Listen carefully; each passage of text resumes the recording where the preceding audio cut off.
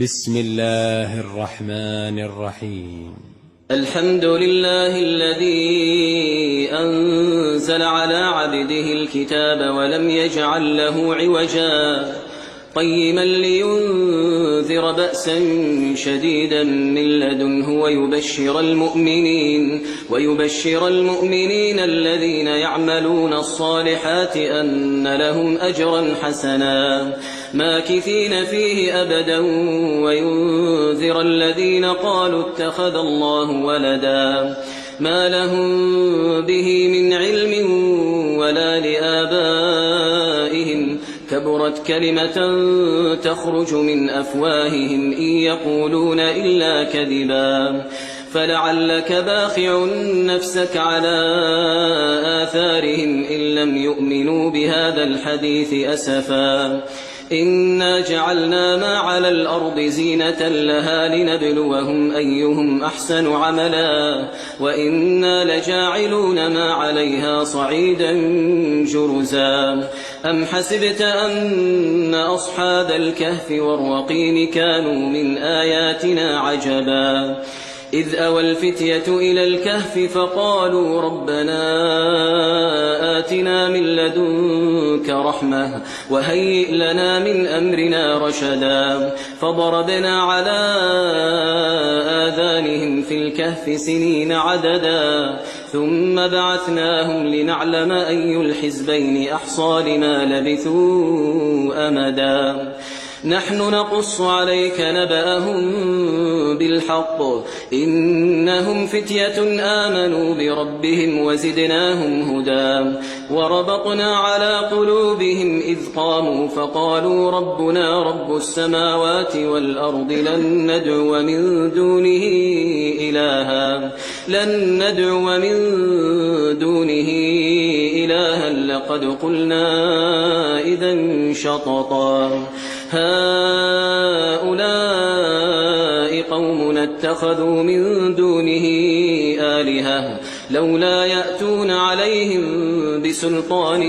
بين فمن أظلم ممن افترى على الله كذبا وإذ اعتزلتموهم وما يعبدون إلا الله فأووا إلى الكهف ينشر لكم ربكم من رحمته ويهيئ لكم من أمركم مرفقا وترى الشمس إذا طلعت تزاور عن كهفهم ذات اليمين وإذا غربت تقرضهم ذات الشمال وهم في فجوة منه ذلك من آيات الله من يهد الله فهو المهتد ومن يضلل فلن تجد له وليا مرشدا وتحسبهم أيقاظا وهم رقود ونقلبهم ذات اليمين وذات الشمال وكلبهم باسط ذراعيه بالوصيد لو اطلعت عليهم لوليت منهم فرارا ولملئت منهم رعبا وكذلك بعثناهم ليتساءلوا بينهم قال قائل منهم كم لبثتم قالوا لبثنا يوما أو بعض يوم قالوا ربكم أعلم بما لبثتم فابعثوا أحدكم بورقكم هذه إلى المدينة فلينظر أيها أزكى طعاما فليأتكم برزق منه وليتلطف ولا يشعرن بكم أحدا إنهم إن يظهروا عليكم يرجموكم أو يعيدوكم في ملتهم ولن تفلحوا إذن أبدا وكذلك أعثرنا عليهم ليعلموا أن وعد الله حق وأن الساعة لا ريب فيها إذ يتنازعون بينهم أمرهم فقالوا ابنوا عليهم بنيانا ربهم أعلم بهم قال الذين غلبوا على أمرهم لنتخذن عليهم مسجدا سيقولون 3 رابعهم كلبهم ويقولون 5 سادسهم كلبهم رجما بالغيب ويقولون 7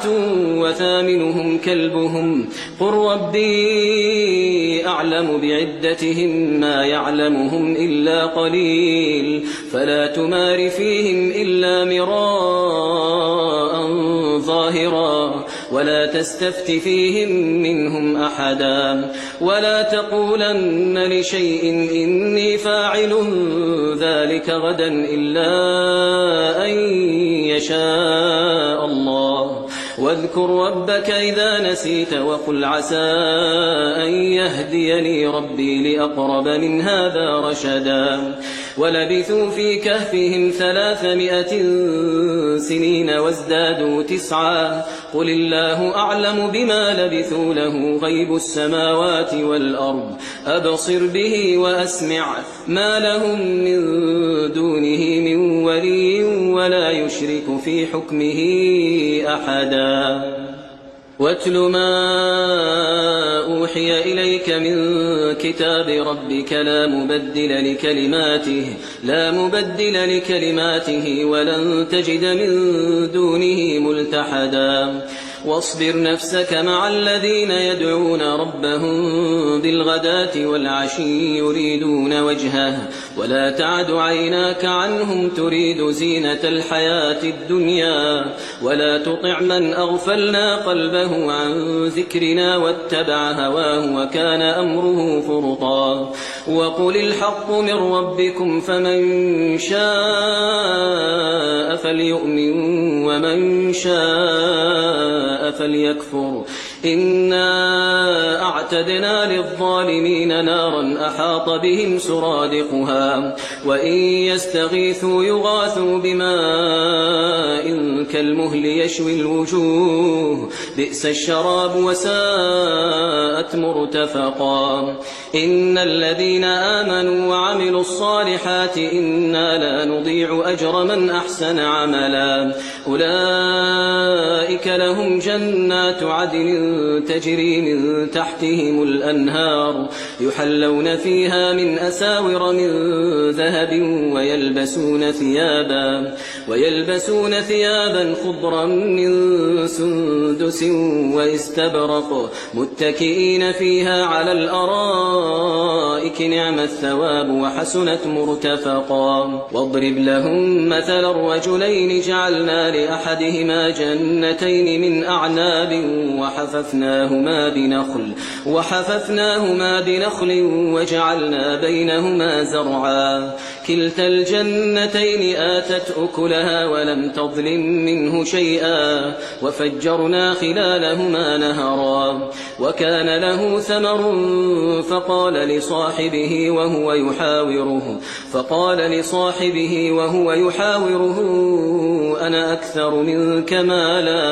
أنا أكثر منك مالا وأعز نفرا ودخل جنته وهو ظالم لنفسه قال ما أظن أن تبيد هذه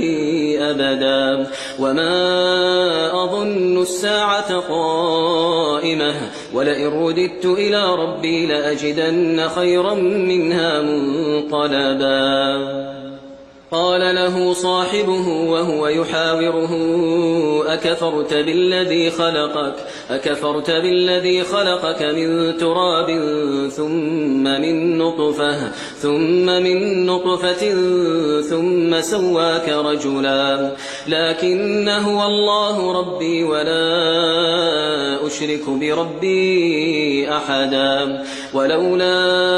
إذ دخلت جنتك قلت ما شاء الله لا قوة إلا بالله إن ترني أنا أقل منك مالا وولدا فعسى ربي أن يؤتيني خيرا من جنتك ويرسل عليها حسبانا من السماء فتصبح صعيدا زلقا أو يصبح ماؤها غورا فلن تستطيع له طلبا وأحيط بثمره فأصبح يقلب كفيه على ما أنفق فيها وهي خاوية على عروشها ويقول يا ليتني لم أشرك بربي أحدا ولم تكن له فئة ينصرونه من دون الله وما كان منتصرا هنالك الولاية لله الحق هو خير ثوابا وخير عقبا واضرب لهم مثل الحياة الدنيا كماء إن أنزلناه من السماء فاختلط به نبات الأرض فأصبح هشيما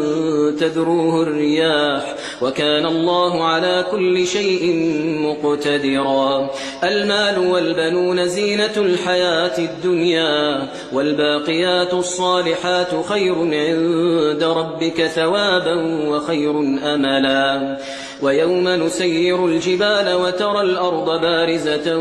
وحشرناهم فلم نغادر منهم أحدا وعرضوا على ربك صفا لقد جئتمونا كما خلقناكم أول مرة بل زعمتم أن لن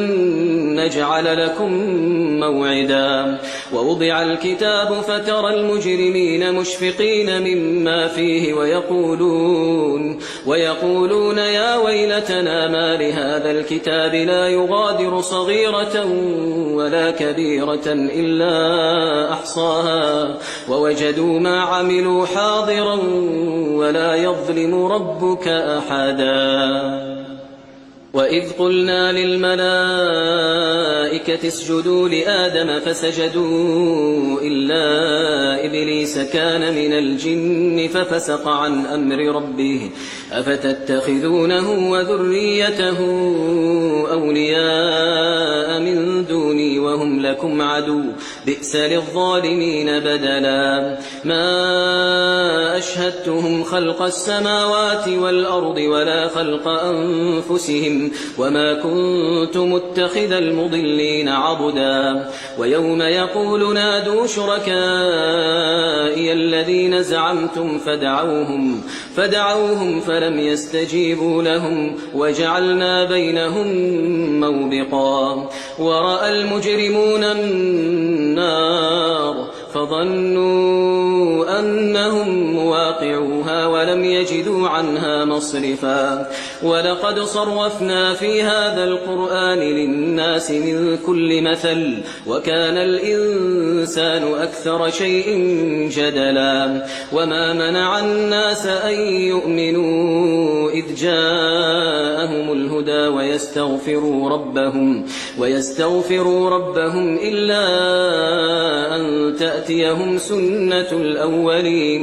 إلا أن تأتيهم سنة الأولين أو يأتيهم العذاب قبلا وما نرسل المرسلين إلا مبشرين ومنذرين ويجادل الذين كفروا بالباطل ليدحضوا به الحق واتخذوا آياتي وما أنذروا هزوا ومن أظلم ممن ذكر بآيات ربه فأعرض عنها ونسي ما قدمت يداه إنا جعلنا على قلوبهم أكنة أن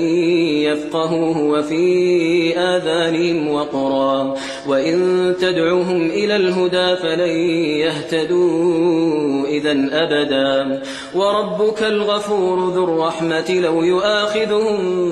بما كسبوا لعجل لهم العذاب بل لهم موعد لن يجدوا من دونه موئلا وتلك القرى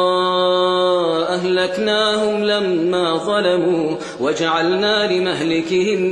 موعدا وإذ قال موسى لفتاه لا أبرح حتى أبلغ مجمع البحرين أو أمضي حقبا فلما بلغا مجمع بينهما نسيا حوتهما فاتخذ سبيله في البحر سربا فلما جاوزا قال لفتاه آتنا غداءنا لقد لقينا من سفرنا هذا نصبا قال أرأيت إذ أوينا إلى الصخرة فإني نسيت الحوت وما أنسانيه إلا الشيطان أن أذكره واتخذ سبيله في البحر عجبا قال ذلك ما كنا نبغي فارتدا على آثارهما قصصا فوجدا عبدا من عبادنا آتيناه رحمة من عندنا وعلمناه من لدنا علما قال له موسى هل أتبعك على أن تعلمني مما علمت رشدا قال إنك لن تستطيع معي صبرا وكيف تصبر على ما لم تحط به خبرا قال ستجدني إن شاء الله صابرا ولا أعصي لك أمرا قال فإن اتبعتني فلا تسألني عن شيء حتى أحدث لك منه ذكرا فانطلقا حتى إذا ركبا في السفينة خرقها قال أخرقتها لتغرق أهلها لقد جئت شيئا إمرا قال ألم أقل إنك لن تستطيع معي صبرا قال لا تؤاخذني بما نسيت ولا ترهقني من أمري عسرا فانطلقا حتى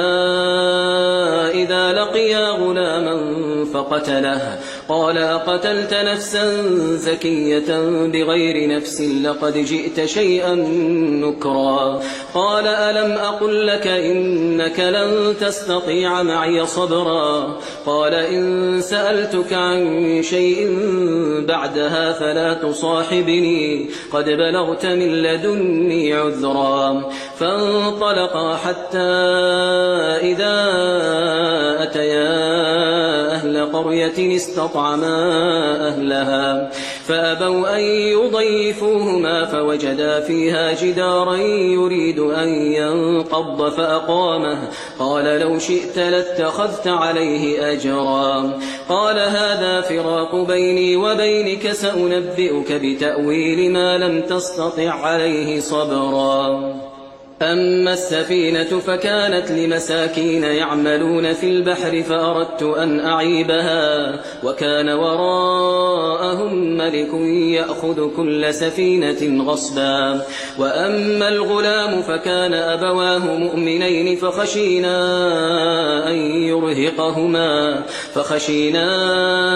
أن يرهقهما طغيانا وكفرا فأردنا أن يبدلهما ربهما خيرا منه زكاة وأقرب رحما وأما الجدار فكان لغلامين يتيمين في المدينة وكان تحته كنز لهما وكان أبوهما صالحا فأراد ربك أن يبلغا أشدهما ويستخرجا كنزهما رحمة من ربك وما فعلته عن أمري ذلك تأويل ما لم تسطع عليه صبرا ويسألونك عن ذي القرنين قل سأتلو عليكم منه ذكرا إنا مكنا له في الأرض وآتيناه من كل شيء سببا فأتبع سببا حتى إذا بلغ مغرب الشمس وجدها تغرب في عين حمئة ووجد عندها قوما قلنا يا ذا القرنين إما أن تعذب وإما أن تتخذ فيهم حسنا قال أما من ظلم فسوف نعذبه ثم يرد إلى ربه فيعذبه عذابا نكرا وأما من آمن وعمل صالحا فله جزاء الحسنى وسنقول له من أمرنا يسرا ثم أتبع سببا حتى إذا بلغ مطلع الشمس وجدها تطلع على قوم لم نجعل لهم من دونها سترا كذلك وقد أحطنا بما لديه خبرا ثم أتبع سببا حتى إذا بلغ بين السدين وجد من دونهما قوما لا يكادون يفقهون قولا قالوا يا ذا القرنين إن يأجوج ومأجوج مفسدون في الأرض فهل نجعل لك خرجا على أن تجعل بيننا وبينهم سدا قال ما مكني فيه ربي خير فأعينوني بقوة أجعل بينكم وبينهم ردما آتوني زبر الحديد حتى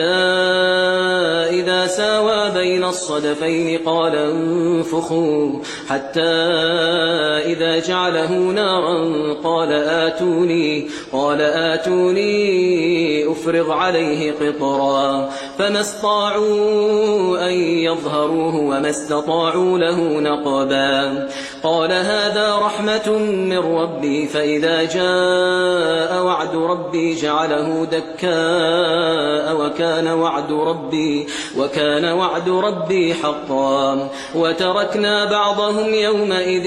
يموج في بعض ونفخ في الصور فجمعناهم جمعا وعرضنا جهنم يومئذ للكافرين عرضا الذين كانت أعينهم في غطاء عن ذكري وكانوا لا يستطيعون سمعا أفحسب الذين كفروا أن يتخذوا عبادي من دوني أولياء إنا أعتدنا جهنم للكافرين نزلا قل هل ننبئكم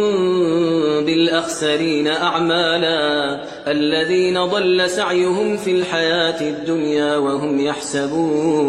وهم يحسبون أنهم يحسنون صنعا أولئك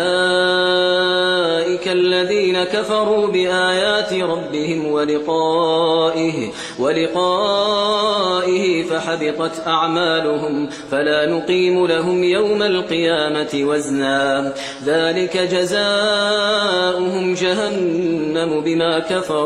بما كفروا واتخذوا آياتي ورسلي هزوا إن الذين آمنوا وعملوا الصالحات كانت لهم جنات الفردوس نزلا خالدين فيها لا يبغون عنها حولا قل لو كان البحر مدادا لكلمات ربي لنفد البحر قبل أن تنفد كلمات ربي ولو جئنا بمثله مددا قل إنما أنا بشر مثلكم يوحى إلي أنما إلهكم إله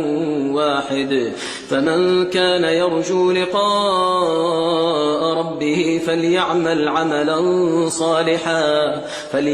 عملا صالحا ولا يشرك بعبادة ربه أحدا